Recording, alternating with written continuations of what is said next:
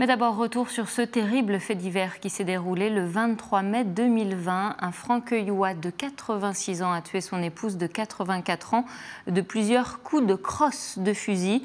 Le premier jour de son procès s'est ouvert ce lundi matin devant la cour d'assises d'Indre-et-Loire.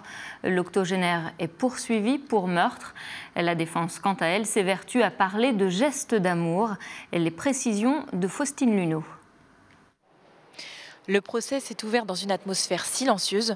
Ce matin, la cour s'est concentrée sur le passé du couple. De nombreuses photos ont été projetées et montrées aux jurés. Des images dépeignant un couple heureux en contraste avec celle de la scène de crime.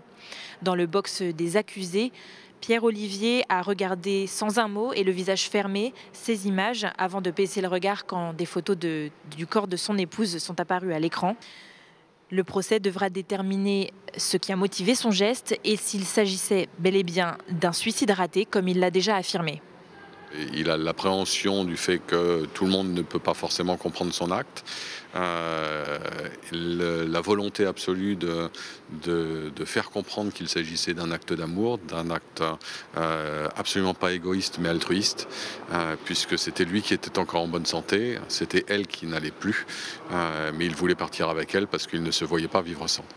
L'après-midi s'est poursuivi avec l'audition de plusieurs témoins, un couple d'amis, des voisins, une sœur de la défunte. Tous ont dépeint un couple fusionnel, une femme désorientée par la maladie et un homme épuisé mais non violent. Un moment fort durant lequel on a pu voir l'accusé craquer. Le procès n'est pas terminé, il va se poursuivre encore pendant 2 jours, mais pour l'instant, personne ne s'est constitué partie civile.